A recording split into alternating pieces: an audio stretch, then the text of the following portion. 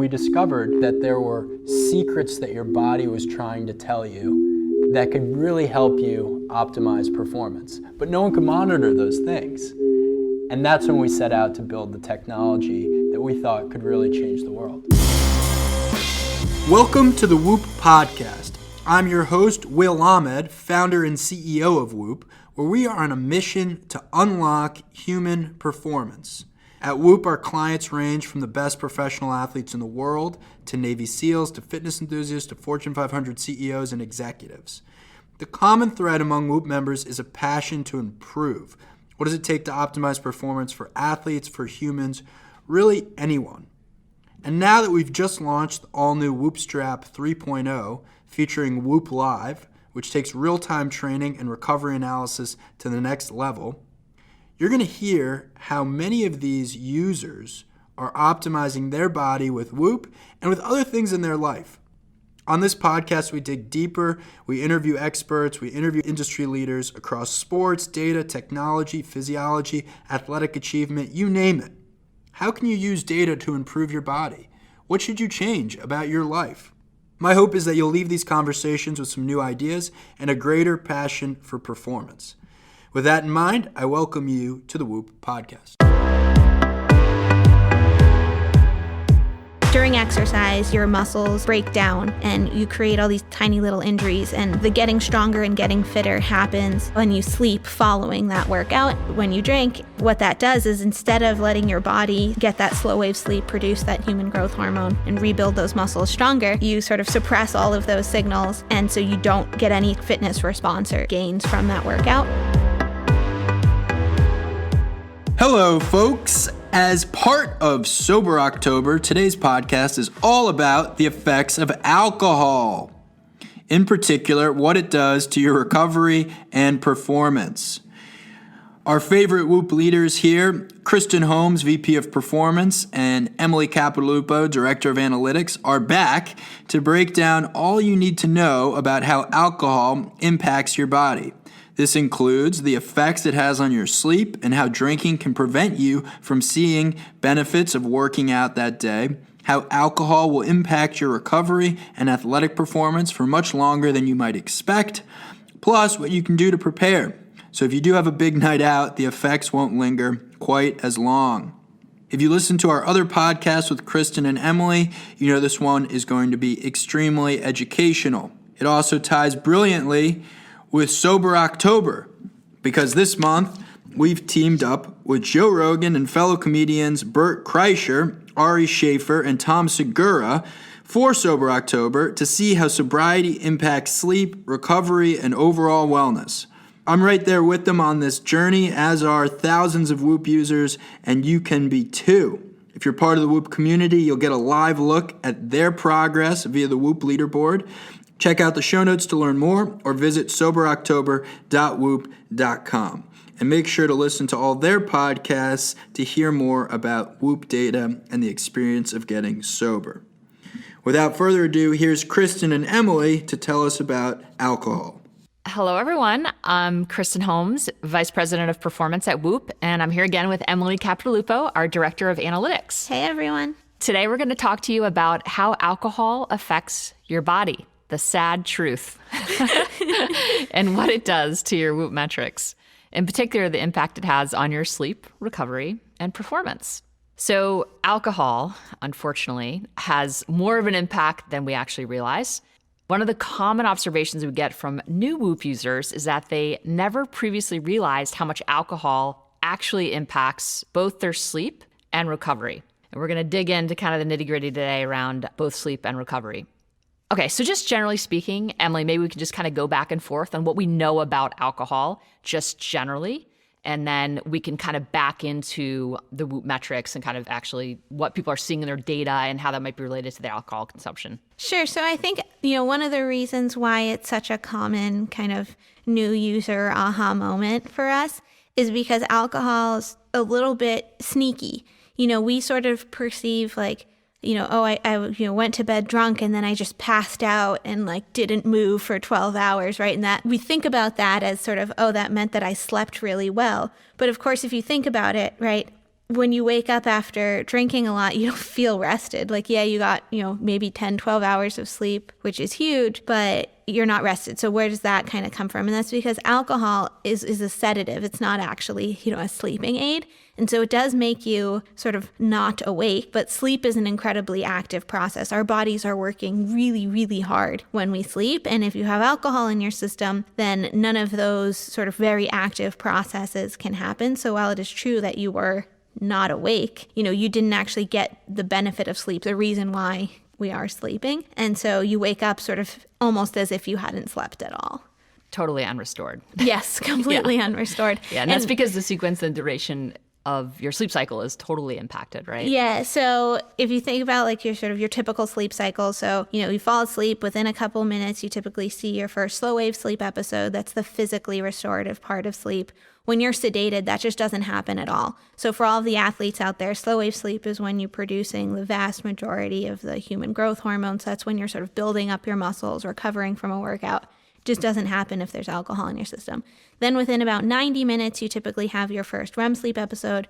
Alcohol actually disproportionately sort of crushes REM sleep. REM sleep is the mentally restorative part of sleep. So you'll see that you're not going to dream when you're really drunk. After a few hours, the alcohol does get out of your system. Its half-life is about an hour or so. Typically what we'll see is towards the later half of the sleep, you see some of these restorative stages start to appear in small amounts. But, you miss your first big REM episode. You miss a lot of the slow wave sleep because that tends to be front loaded in the night. And then you just get a lot of light sleep. And so we sort of confuse I had, very few disturbances because I was passed out cold. And I got a lot of sleep with sort of not realizing, if you're not used to tracking your sleep stages, that I actually got very little slow wave sleep, very little REM sleep. And so I didn't achieve what the point of sleep is actually. And I think there's some recent research that came out that actually said that if you're drinking 6 hours before bed, it actually reduces your brain's ability to process and store information. So even drinking 6 hours before you intend to sleep you have to recognize that it's going to impact your sleep in some way and negatively. So I think that was an interesting study that I didn't realize it was quite that long before you actually go to bed that it could impact or influence your sleep. Usually we kind of say, okay, give yourself 3 hours before, but it's actually up to 6 hours. And of course, that depends on how much you're consuming and your tolerance and the type of alcohol. All those factors are going to influence what's going on. But I think, long story short, it's going to impact your sleep.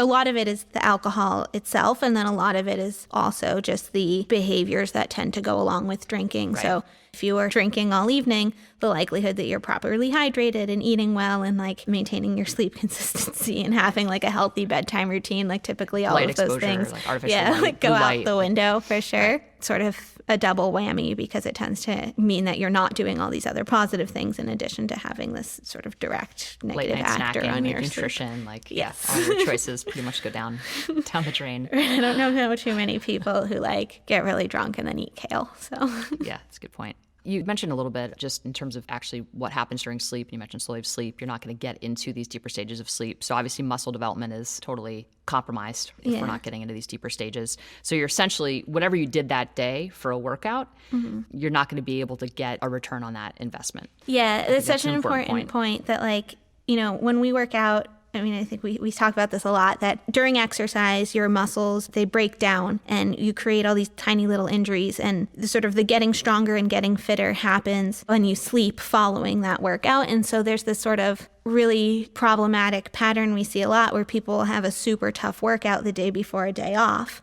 And, because tomorrow is a rest day and they don't have to wake up at 6 a.m. to work out, they sort of use that as an opportunity to go out with their buddies, or they have a really tough game and then go out and celebrate. What that does is, instead of letting your body get that slow wave sleep, produce that human growth hormone and rebuild those muscles stronger, you sort of suppress all of those signals when you drink. And so you don't get any fitness response or gains from that workout. And so you put your body through this challenging thing. You exposed yourself to a risk of injury, added all this load, and then got nothing out of it. So it's a very not productive way to train. I think the bottom line too is alcohol, it just can't be used as energy, right? And I think folks don't really realize that. There's 7 calories per gram, but none of it can be converted to glycogen. So I think that's important to note that none of the normal processes that would be taking place are able to when you're putting a lot of alcohol in your body. Not that we're judging folks, we're just giving you the facts. And alcohol increases fat storage too, and obviously it's going to inhibit your nutrient absorption. So lots of negative effects that kind of bleed into what you'll see from your Whoop metrics. So, and I think that's when folks wake up after a really heavy night, they will notice probably a decrease in their heart rate variability relative to their baseline. They'll see an increase in resting heart rate. They will see most likely an increase in disturbances. They'll see less time spent in the restorative stages of sleep. So Emily mentioned slow wave sleep and REM, rapid eye movement. You'll see probably a decrease off your baseline. So really no metric within the Whoop, and you'll build strain faster that day because you're under recovered. So you'll be able to see alcohol's kind of hangover next day all over the Whoop metrics. Yeah, so we ask our users about alcohol in the daily sleep survey, and we looked at everybody's sort of change in resting heart rate and HRV after reporting drinking. We found that like on average, their resting heart rates go up by 8 beats per minute, and their HRV goes down by 22 milliseconds, which is like a huge Like clinically, change. like, like super significant. Yeah, very much so. Yeah. Yeah, so huge changes. And I think that alone, we see these incredible behavior modifications from folks on the platform. And a lot of it is, I think, just because you have insight into how your body is reacting to the stuff you're doing to it. And alcohol being probably the biggest influencer in terms of its impact on your body. It has an incredible impact short term, but also long term. Like we talk about the hangover, what we've seen in the data has been interesting, right? Like it's not just that day after a huge night out where you're going to see the hangover. If you want to talk about the study that we did that showed a decrease off the baseline for up to many days after. This was a pretty cool study. So one of our very first teams to get onto Whoop, this was back in like 2014. The early adopters. So early, yeah. They're manually entering their sleep. They're doing all sorts of things that you don't have to do anymore. Yeah, it was hilarious looking back at where the product was. So these sort of courageous first users. And so they were using Whoop, and we were working really, really closely with them because they were sort of kind of clients, but really mostly sort of development partners. They were the very first ones, like the recovery score was built for these guys. And so they're using their recovery data, and they noticed that after they drank, their recovery scores would stay suppressed for a few days. The captain of the team said, we only ever drink on Saturdays, and it takes me until Wednesday to get green again. And so we were looking into this, trying to understand, is it the way that the recovery score is written? Is this real, sort of what's going on? And then they were sort of in this habit of on Saturday nights of going out as a team and drinking. And it kept happening where it would take until Wednesday for them to be green again. The captain ended up basically just declaring, after it happened a few times, guys, we're going to be sober for the entire season because this is clearly affecting our performance. They went on to win the NC2A championships that year. And, obviously, being able to help this team win, that's our mission here. So that was amazing. But really one of the best things about that story was that it was by empowering these athletes with data, they were able to sort of make that decision for themselves because the coach had been asking them not to drink for decades, right?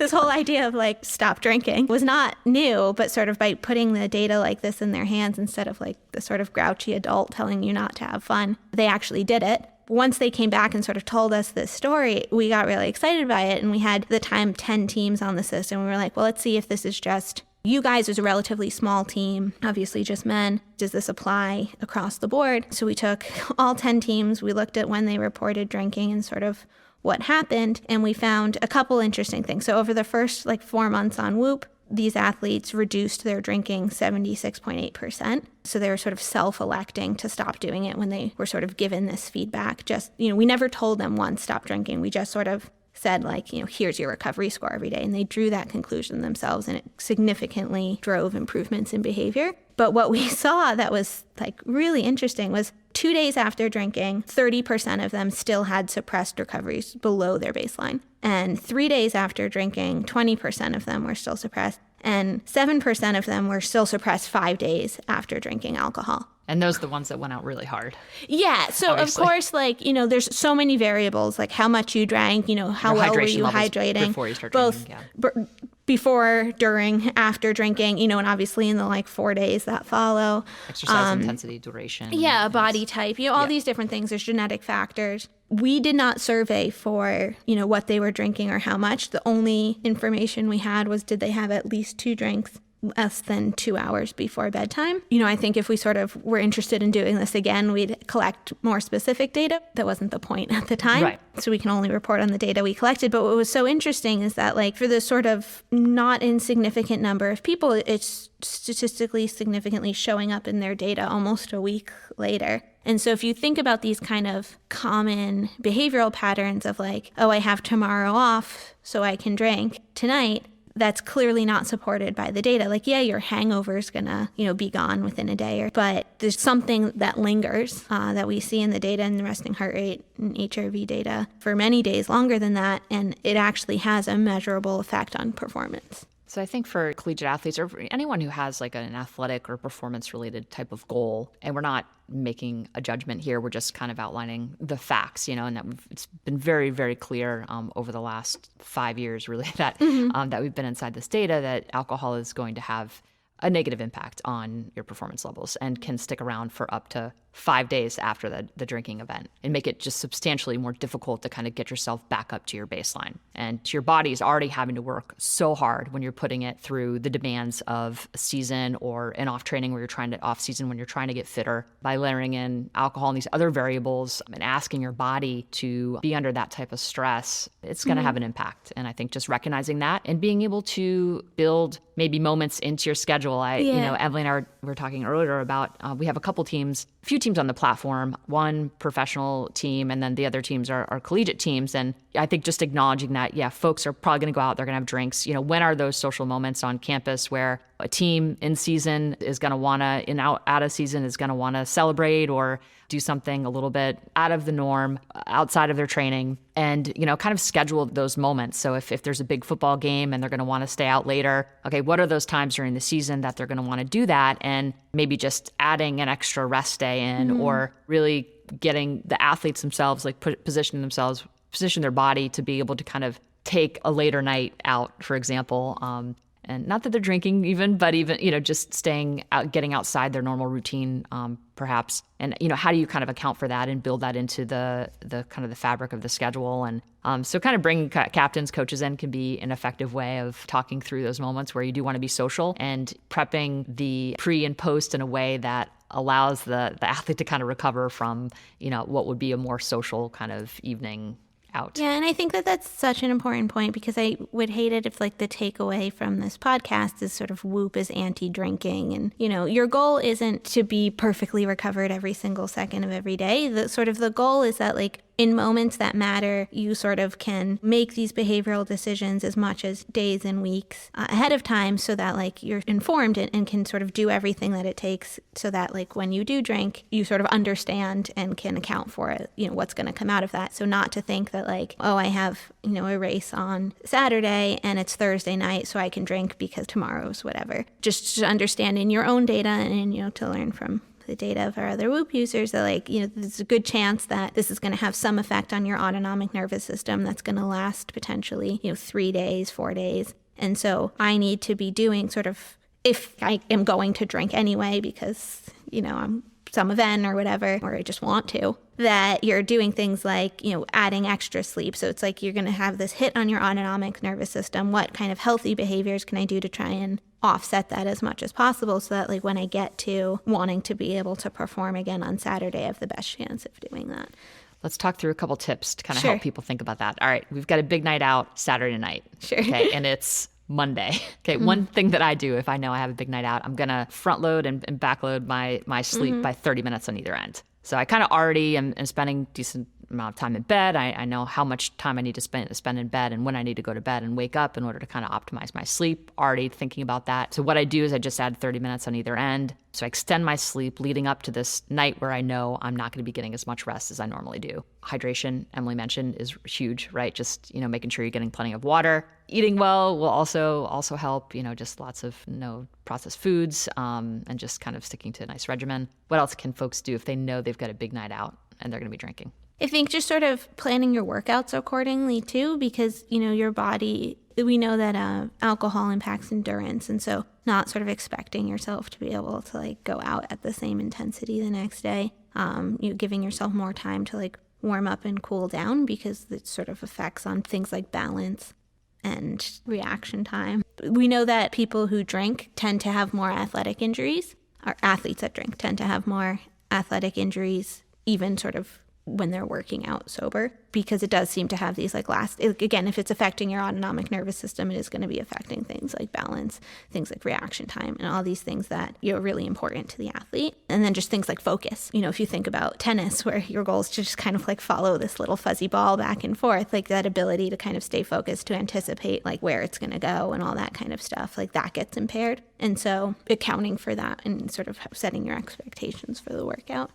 Well, we have a couple other case studies that I think are worth mentioning where we've seen decreases in alcohol and substantial physiological improvements based on that. So these are pretty large sample size, I guess, relatively speaking. And this is from our special operation forces. So it's kind of exciting kind of looking at the tactical athlete and what exposure is doing to those folks on the platform. And just after 4 months, we saw an 83% decrease in alcohol pre-bed, which is huge. And again, I think the decrease in alcohol before bed also kind of triggers these other behaviors that are really useful and helpful as it relates to sleep specifically. They were 22% less time on screens prior to bed. And as a result, they spent 16% more time in restorative stages of sleep. Right, which is very, very significant. It is so significant. And a lot of these guys are coming from a pretty bad place to start, honestly. But 16% is massive. And this is, again, the restorative stages, slow wave sleep and REM. And you can find those in the Whoop app. If you click on time in bed, that will give you a nice deep dive into how much time you're spending in each stage of sleep. And then we also saw, so because of these behavior changes, we saw an increase in heart rate variability by 10 milliseconds and a decrease in resting heart rate by 5.3 beats per minute. So again, really meaningful physiological changes based on these behavior modifications. And this was 52 operators. And another study we did, this is 24 operators. Again, same thing, 4 months on the platform. They did get a little bit of education on the front end, but really this is just exposure to the data on an ongoing basis and just being a super competitive group. They could all see each other's data, so they're all trying to wake up green every day, which again, might not be necessarily exactly what you're after, but I kind of like the fact that they were trying to do that. We saw a 79% decrease in alcohol pre-bed, and we saw 25% less screen time, which is pretty massive decrease, and we saw a 9% increase in restorative stages of sleep. Heart rate variability increase in the 4 months on the platform, 17 milliseconds, which is huge. And then we saw a decrease in resting heart rate by 4.2 beats per minute. So again, really significant physiological changes based on just these behaviors. 4 months is a good kind of time frame because you've got lots of different types of training happening in there. You've got lots of different types of life events happening in there, nutrition, hydration, all the kind of life factors and stressors. For the most part, you're going to kind of feel those over the course of 4 months. So I thought this was a pretty good case study and the power of exposing yourself to the right kinds of data and focusing in definitely on the sleep piece, but just this one kind of big behavior modification and decrease of alcohol is really what enabled some of these shifts in the cardiovascular improvements. You're going to be able to train differently. Like when you are not waking up hungover, or if alcohol is not as big of an influence, your perception of effort is going to change. Like your ability, your capacity to kind of show up and train and do what you need to do and be present for your family, like all of those things are going to be impacted, I think, in a positive way. So we were able to see this kind of in the physiology, which was cool. So one of the questions we get from Whoop users a lot is, one of the things that they notice in the data is, they'll have 1 or 2 glasses of wine and they will feel as though, well, just looking at the data, it will appear that they're impacted negatively by these 1 or 2 glasses of alcohol. Again, consumption, tolerance level, type of alcohol, all of those things are going to influence, kind of what happens during sleep and what's going to follow with a recovery score. Yeah, I think a few different things are going on there. So I think, a lot of our, especially the sort of elite and professional athletes, they're so in touch with their bodies and things are so highly tuned that just a little bit of alcohol, so you're just being like a little bit less kind of vigilant, buttoned up. They sort of notice, because when you push yourself to that extreme, it's a unstable kind of point. And so it's very easily disturbed. It's kind of like, when somebody does a couch to 5K program, right? They can get like a lot faster and a lot more endurance, like because your body, there's so much like room to kind of move that you can kind of absorb these different things. But when somebody's like the super elite marathon runner, like taking like 4 seconds off of their marathon is exciting news. Right. Yeah. And, so it's like when you push your body to this extreme, you become very sensitive to small small perturbations in the system. And so, when people are saying like, oh, I noticed just like a drink or two, they probably do. Yeah. But I would say that like, there's, and this is where like there's so many factors that it affect. And once you sort of get hammered, right, nobody's benefiting from being hammered. At very low levels of alcohol, there's actually kind of are mixed results. Right. Which but is we're probably talking like 2 to 4 ounces. Like that's, has a nice, we're talking about like, half of a glass of red wine at dinner with, with food and with water. We're not talking about any form of like binge drinking or sort of, that is definitely going to have a negative effect. But very, very small amounts of alcohol, especially there's a lot of research around red wine because of the whole Mediterranean diet. Where just a little bit, it can help you relax. It can help with, a lot of people sort of have trouble turning off at night. So just like that tiny bit can like, help with that relaxation, that like anxiety turning off kind of process. Obviously like red wine has polyphenols and antioxidants, and there are some health benefits, but it seems like there's this sort of like small bump followed by cliff where like a teeny weeny bit, and I really do mean a little bit, can have a positive effect where it can be totally healthy to have that sip to half glass or whatever with dinner. And then as you sort of go, more and more, then you sort of, the consequences start to like very quickly outweigh the benefits. So that was actually the reason why on our survey, we specifically ask about 2 drinks or more, because what we do see is that there's sort of very mixed results with a single drink. Again, especially when you're having it with food and with water as part of a meal. Because also when we eat fats, it slows down everything in our digestive system. So the process of like the alcohol getting into your blood is slower. So it's almost becomes a little bit more slow release versus like when you're, shooting shots on like an otherwise sort of roughly empty stomach, and it all kind of hits you at once. And so it's a more kind of concentrated dose. But if over the course of 45 minutes, you drink a glass of wine with, some pasta or something, like we do actually often see that it has maybe a tiny benefit to sort of a neutral effect, and sort of when you go beyond that, obviously a negative effect. But there are people who are, in such a sort of unstable, like highly sensitive state that sort of there are negatives outweigh the positives sort of more quickly. And so they would see that effect. And we do have plenty of anecdotes for folks who, would say, hey, when I have half a glass of wine with dinner, like it definitely seemed to have a positive effect, So I think a lot of what you're pointing to too is just your state of mind and just getting into the parasympathetic state, right? When you're being social and you're with your family and you're kind of winding down after a day, there are, all of those like kind of social and physical cues that are telling your body, okay, it's time to shut it down. And that could be a real positive precursor to a nice night's sleep. So we've definitely seen both where it's this small amounts impact negatively and small impacts impact positively. And I think a lot of it is what is that context surrounding that drink that I think really does influence what happens next, the behaviors that happen next, whether it's sleep behavior or whatever. Yeah, and I think a lot of that is sort of the power of Whoop, where you do it, at a time where tomorrow is fairly inconsequential. See how your body responds and get a sense of like, are you somebody who just happens to be that sensitive? And again, there's a lot of genetic and environmental and all these other factors go into sort of whether or not that's going to be a good thing or a bad thing for you. Look at your data, see what happens, find out what you can kind of get away with and what you can't. And the idea isn't to sort of be, the bad guys, but just to kind of empower our users to understand how their body's going to respond so that you don't have this sort of nasty surprise when, it's sort of an important day and you're not ready for it. Yeah, I think the real opportunity with Whoop data is just to see how your body responds to stuff, alcohol being one of those variables. And I think it is worth investigating because alcohol does have quite a severe impact on your biological and physiological processes and your capacity to kind of show up for the next day. So it's definitely worth kind of figuring out what your tolerance level is and what you respond to best, and use your data. Use your data to give you insights that you wouldn't otherwise have. In the spirit of experimentation, maybe Sober October, consider taking the month off and see what changes you see in the baseline or something like that. Yeah. If any of you are interested in trying out this experiment, we know we have a whole bunch of Whoop users who are participating in Sober October. So they're taking the entire month off of drinking to see what it does to their data. So if you're curious, you can join us. Thanks again to Kristen and Emily for sharing their insights. I'm feeling much better, sober right now, having listened to that. And make sure to check out their other episodes on recovery, strain, sleep, and HRV. If you're not already a Whoop member, you can join our community for as low as $30 to begin. We provide you with 24/7 access to your biometric data, as well as analytics across strain, sleep, recovery, heart rate variability, and more. The membership comes with a free Whoop Strap 3.0.